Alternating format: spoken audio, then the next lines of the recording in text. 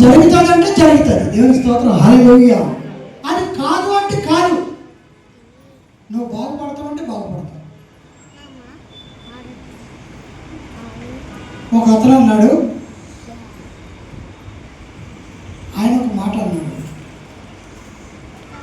కయ్యేను హేబేలు మందిరానికి వచ్చి, ఆల్టర్ దగ్గరికి వచ్చి, బలిపీఠం దగ్గరికి వచ్చి అర్పణలు ఇచ్చారు. ఎవరు అర్పణ దేవుడు లెక్క చేశారు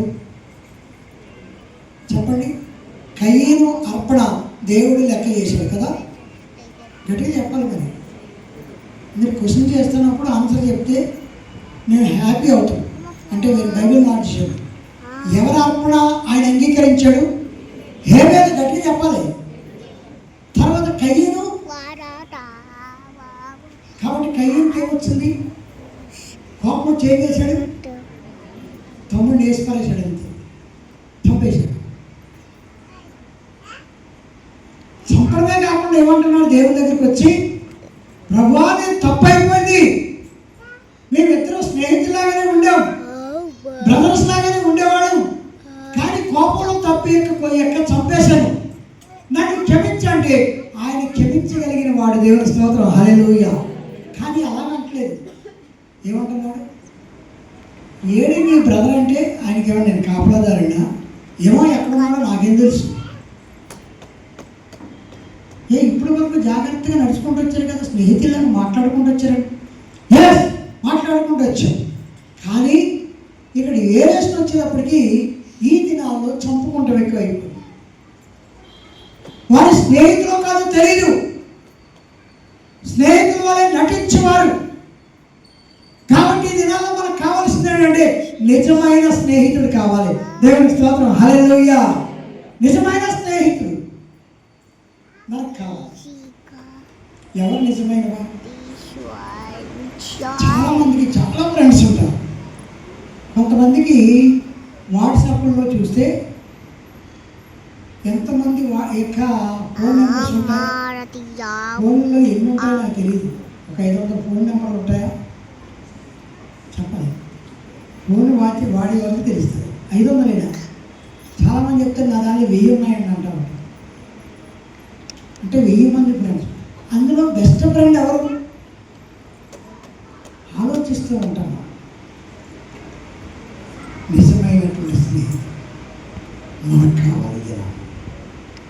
ఆ నిజమైన స్నేహితుడు ఈ ఫ్రెండ్స్లో దొరకదు. A friend loves all the times. All the times. All the times అంటే ఏంటి? అన్ని సమయాలు అంటే ఏంటి? డబ్బులు ఉన్నప్పుడే అదొక సమయం, ఆస్తి ఉన్నప్పుడే ఒక సమయం. ఎందుకంటే డబ్బులు ఉంది కాబట్టి ప్రేమిస్తూ ఉన్నాను, లేకపోతే డబ్బులు ఉన్నాయి కాబట్టి ఫ్రెండ్షిప్ చేశాను. చాలా జాగ్రత్తగా ఉండాలి.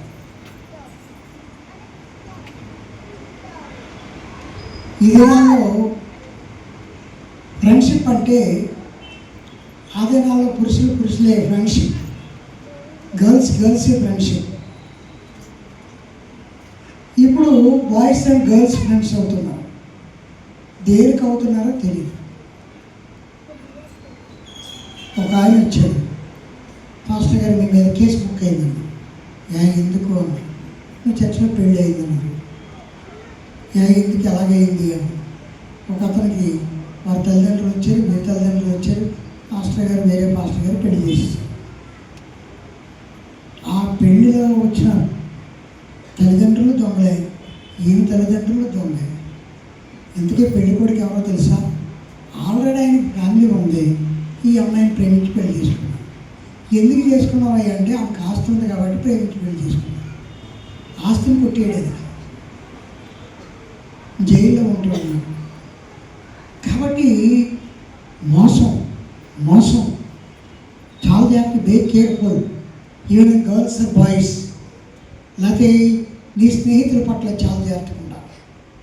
ఏది పడితే అది తెలియడం కాదు. స్నేహితులే డ్రగ్స్కి అలవాటు చేసేవారు, స్నేహితులే ఆల్కహాల్కి అలవాటు చేసేవారు, స్నేహితులే స్మోకింగ్కి అలవాటు చేసేవారు, స్నేహితులే నిన్ను పాడు చేసేవారు. కాబట్టి నీకు నిజమైనటువంటి స్నేహితుడు, నేను అంటే ప్రతి సమయంలో వ్యాధిలో, బాధలో, కష్టంలో అన్ని విషయాలు షేర్ చేసుకునే వ్యక్తి, హెల్ప్ చేసే వ్యక్తి, సహకారిగా ఉండే వ్యక్తుల కొరకు ఆ స్నేహం కావాలి మనకు. దేవుని స్తోత్రం. ఒక ఇద్దరు ఆ మెదక్ ప్రాంతానికి వెళ్తున్నారు. యాక్సిడెంట్ అయింది. ఒకడు అక్కడే పడిపోయి ఇంకొకడు పారిపోయాడు. ఎందుకు పారిపోయినాడంటే ఇద్దరు తాగి ఉన్నారు. చచ్చిపోయినాడు అలాగే చచ్చిపోయాడు, ఏం చేయరు. కానీ ఈ బ్రతుకున్నవాడిని పట్టుకుంటాడని పారిపోయాడు. అంటే స్నేహితుడు చచ్చిపోయాడు. మన స్నేహితుడు కూడా కనీసం వెయిట్ చేయాలి కదా, ఎవరో చెప్పాలి కదా. అటువంటి స్నేహం మనకొద్దు. ఈ లోక యొక్క స్నేహం దేవునికి వైరం, దేవునికి ఇష్టం లేనిది. కాబట్టి ఏంటంటే నిజమైన స్నేహితుడు, ఆ నిజమైన స్నేహితుడు ఈ భూలోకానికి వచ్చి ఆయన శిష్యులైనటువంటి వారితో పిలుస్తూ ఉన్నాడు. మరి ఒకసారి చదవండి 15వ వచనం. ఈ యొక్క యోహాను సువార్త 15వ అధ్యాయం 15వ వచనం. దాసుడు తన యజమానుడు చేయ దానిని ఎరుగుడు గనుక మిమ్మల్ని దాసులని పిలవక. అది ఆమేన్. ఎవరిని? ఎన్నిక లేనటువంటి వారు, ఆస్తి లేనటువంటి వారు, లేకపోతే చదువు లేనటువంటి వారు. ఈయన వాళ్ళతో ఫ్రెండ్షిప్ చేయాలనుకున్నాడు. దేవునికి ఆస్తి అంతస్తులు అవసరం లేదు. ఎందుకు అంటే ఇక్కడ ఈ క్రియేటర్గా కనబడుచు ఉన్నాడు, ద సేవియర్గా కనబడుచు ఉన్నాడు, ఈ సమయంలో ఫ్రెండ్గా కనబడుచు ఉన్నాడు. దేవుని స్తోత్రం. హల్లెలూయా. ఈ ఫ్రెండ్స్ విషయంలో చూస్తే తల్లి ఎంత చెప్పుదరా, ఎంత మంచిగా చెప్పినా కుమారుడు వినడే. ఫ్రెండ్ చెప్తేనే వింటాడు. తండ్రి ఎంత చెప్పినా విండే, వాళ్ళ ఫ్రెండ్ చెప్తేనే వింటాడు. ఆ ఫ్రెండ్ చెప్తేనే ఆస్తి అంతా తీసుకుని బయటకు వెళ్ళాడు. ఏమయ్యాడు? చివరికి పందులు తినే ఆహారం కూడా తినడానికి అవకాశం లేదు. మరలా ఏమైపోయింది? తప్పు తెలుసుకుని మరలా ఇంటికి వచ్చి తండ్రి దగ్గరికి వచ్చాడు. చాలామంది నా తల్లి అవసరం లేదు, నా తండ్రి అవసరం లేదు, I don't care, I have friends అంటూ ఉంటారు. వాళ్ళు తీసుకెళ్ళి గురించి అక్కడ చాలా చేస్తూ ఉండాలి. డబ్బులన్నీ తీసుకెళ్ళి ఖర్చు పెట్టిస్తారు. వాళ్ళు ఎలా లెక్కేస్తారంటే బెల్లం ఉంటేనంట ఏముంటాయి చెప్పండి, గట్టిగా చెప్పాలి, చీమలు ఉంటాయి. అందుకని వాటికి చెప్పారు సోమరి చీమలు. అంటే ఏంటంటే ఈ చీమల్ని మనం కొన్ని విషయాల్లో చూసినట్లయితే అవి హాని చేస్తాయి కొన్నిసార్లు మనకి గైడెన్స్ కూడా. అంటే ఈ యొక్క విధానంలో నడిపించడం, లేకపోతే ఒక గ్రూపు, లేకపోతే ఒక సంఖ్య ఏర్పడుతూ ఉంటుంది. వాడి పడక లేకపోతే వారి ఎక్కడి నుంచి ఉండడం ఆ చీమల దగ్గర, వాటినే చూసి నేర్చుకోవాలి. మరి ఇక్కడ చూసినట్లయితే ఆయన అంటూ ఉన్నాడు, మిమ్మల్ని స్నేహిక దాసులని పిలవను. పాపానికి దాసులని, లోకానికి దాసులని, లేకపోతే ఇంకొక దానికి బానిసలని నేను పిలవక మిమ్మల్ని ఏమని పిలుస్తానంటున్నాను? స్నేహితులని పిలుచుచూ ఉన్నాను. స్నేహితులు, ఇది నన్ను ప్రభు అయినటువంటి యేసుక్రీస్తు స్నేహితుడిగా ఉండాలంటే కానీ రిస్ట్రిక్షన్ పెట్టాడు. ఎస్, నేను పిలుస్తున్నాను, కానీ నా స్నేహితుడు అని నేను అంటూ ఉన్నాను. నేను ఆయన స్నేహితుడను అని చెప్పుకోవాలంటే ఇక్కడ ఒక రిస్ట్రిక్షన్ ఒకటి ఉంది. చూడండి అక్కడ 13, నేను మీకు ఆజ్ఞాపించిన వాటిని చేసిన ఎడల మీరు నా స్నేహితులైందురు. అది ఏం చేయాలంట? నేను మీకు ఆజ్ఞాపించిన వాటిని చేసిన ఎడల మీరు నాకు స్నేహితులై ఉంటారు. ఎస్, ఈ కాల్స్ మా ఫ్రెండ్స్గా పిలిచాడు కాబట్టి నేను స్నేహితుడు అంటే కాదు. ఆయన చిత్త ప్రకారంగా ఆయన చెప్పినవి చేస్తే ఆయన ఏం చెప్తూ ఉన్నాడు దాన్ని మనం గ్రహించాలి. ఆ 10 మందితో చెప్పేవారు, మీరు వెళ్ళి యాజకులకు కనపరుచుకున్నారు. వారు వెళుతున్న సమయంలో వారు ఏమయ్యారు? శుద్ధీకరణ పొందేవారు. నెక్స్ట్ ఎంతమంది వచ్చినారు? ద ఓన్లీ సమరటన్ బాయ్, ఆయన ఒక్కడే వచ్చి. కాబట్టి ప్రియాస వారు చెప్పింది చేశారు, స్వస్థత పొందించారు. అలాగే మనం కూడా స్నేహితులని పిలువబడ్డ తర్వాత ఆ స్నేహితులు తప్పిపోయే వారు చాలామంది ఉంటారు. ఆ స్నేహితుల నుంచి దూరంగా ఉండేవారు. ఆయన అంటూ ఉన్నాడు, స్నేహితులని మీరు పిలిపించుకోవడమే కాదు, స్నేహితులుగా ఉండాలి అంటే దేవుని యొక్క కమాండ్మెంట్స్కి, దేవుని యొక్క ఆజ్ఞకు లోబడి ఉండాలి. అప్పుడు ఆయన అంటూ ఉన్నాడు, మిమ్మల్ని విడివక ప్రేమించేవాడు, మిమ్మల్ని విడివక కాపాడేవాడు, మిమ్మల్ని విడివక నడిపించేవాడు. దేవునికి స్తోత్రం, హల్లెలూయా. కాబట్టి చీకటి సమయంలో, అంధకార సమయంలో, మరి ఎవరు ఫోన్ లిఫ్ట్ చేయని సమయంలో, స్వాతంత్రం వచ్చిన సమయంలో రెండుకి మనం ఫోన్ చేయాలి.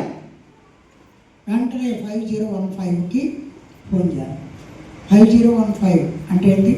కీర్తన గ్రంథం 50:15 ఏమంటుంది? ఆపత్కాలమందు నీవు నాకు మొరపెట్టుము. దేవునికి స్తోత్రం, హల్లెలూయా. ఆపత్కాలమందు, కష్టకాలమందు, ఎందుకంటే ఆయన నిజమైన స్నేహితుడు, నిన్ను స్నేహితుడిగా ఏర్పరచుకున్నాడు. కానీ నీకు సహాయం చేయాలి. ఏ ఫోన్ నెంబర్ అయినా పర్వాలేదు, కానీ ఈ ఫోన్ నెంబర్ మాత్రం మర్చిపోకూడదు. దేవునికి స్తోత్రం, హల్లెలూయా. ఆపత్కాలం ఉంది, కష్టకాలం ఉంది, even in night, even mid night, call him. నిన్ను విడిపించేవాడు ఆయన. విడిపించడమే కాకుండా అవసరమైతే ఏమంటున్నాడు అక్కడ 13వ వచనం, తన స్నేహితుల కొరకు తన ప్రాణము పెట్టువాని కంటే. దేవుని స్తోత్రం, హల్లెలూయా. తన స్నేహితుల కొరకు ఏం చేస్తాడంట? తన ప్రాణము పెట్టువాని కంటే ఎక్కువైన ప్రేమ గలవాడు ఎవడు లేడు. ఎక్కువైన ప్రేమ గలవాడు ఎవడను లేడు. మరి ఇక్కడ చూసినట్లయితే ఆయన చెప్పి ఉన్నాడు, తన స్నేహితుని కొరకు తన ప్రాణం పెట్టువాని కంటే ఎక్కువైన ప్రేమ గలవాడు అంటే ఎవరునూ లేడు. కాబట్టి ఈయన దేవుని యొక్క వాక్యాన్ని చూసినట్లయితే నిజమైన స్నేహితుడు, మనల్ని కాపాడుతూ అవసరమైతే మన కొరకు ప్రాణం పెట్టువాడు. దేవుని స్తోత్రం, హల్లెలూయా. హల్లెలూయా, స్తుతి మహిమ ఎల్లప్పుడూ దేవునికి ఇచ్చెదము. హల్లెలూయా, స్తుతి మహిమ ఎల్లప్పుడూ దేవునికి ఇచ్చెదము. హల్లెలూయా, హల్లెలూయా, హల్లెలూయా, హల్లెలూయా, హల్లెలూయా, హల్లెలూయా, హల్లెలూయా, స్తుతి మహిమ ఎల్లప్పుడూ దేవునికి ఇచ్చెదము. హల్లెలూయా, స్తుతి మహిమ ఎల్లప్పుడూ దేవునికి ఇచ్చెదము. సైన్యములకు అధిపతి అయిన ఆ దేవుని స్తుతించెదము. సైన్యములకు అధిపతి అయిన ఆ దేవుని స్తుతించెదము. అలసాధ్యములను దాటించిన ఆ యెహోవాను స్తుతించెదము. అలసాధ్యములను దాటించిన ఆ యెహోవాను స్తుతించెదము. హల్లెలూయా, స్తుతి మహిమ ఎల్లప్పుడూ దేవునికి ఇచ్చెదము. హల్లెలూయా, స్తుతి మహిమ ఎల్లప్పుడూ దేవునికి ఇచ్చెదము. హల్లెలూయా.